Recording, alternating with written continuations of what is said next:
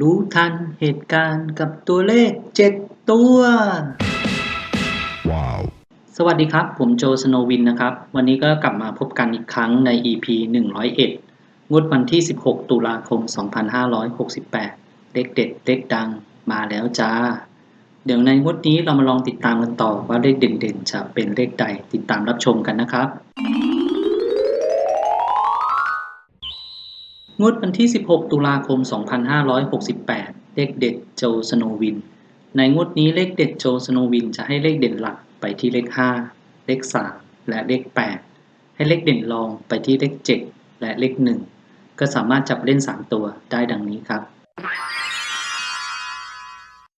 เลขเด็ดโจสโนวินในงวดนี้จ่ายเลข3ตัวไปที่538 351และ871และเลขเด็ดโจสโนวินจ่ายเลข2ตัวเป็นเลขดังนี้นะครับเลขเด็ดโจสโนวินในงวดของวันที่16ตุลาคม2568จ่ายเลข2ตัวไปที่35 38 51และ71เดี๋ยวต่อไปเราจะไปดูเลขดังรวมสรุปเป็นเลขเด่นกันบ้างว่าในงวดนี้แต่ละสำนักจะให้เป็นเลขใดติดตามรับชมกันนะครับ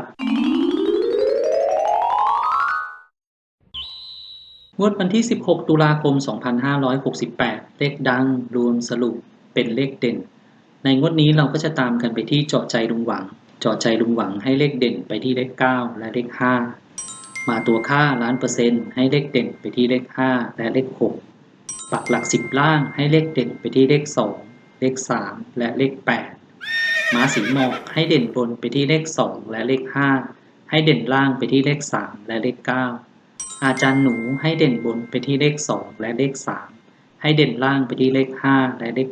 8เจ้าพ่อปากแดงให้เลขเด่นไปที่เลข2และให้เลขรองไปที่เลข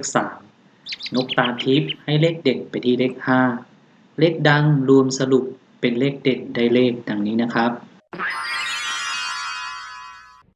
สรุปเลขดังรวมเป็นเลขเด่นในงวดนี้จะให้เลขเด่นไปที่เลข5เลข3และเลข2ก็สามารถจับเล่น3ตัวได้ดังนี้ครับ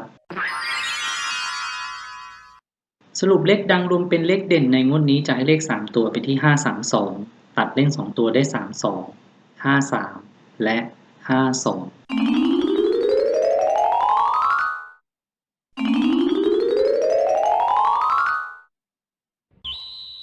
ความทรงจำผ่านเข้ามาให้ได้คิดด้วยชีวิตขาดเธอไปไร้จุดหมายยังคงรักยังคงรอมิเสื่อมคลายยังไม่สายที่จะบอกงวดนี้รวย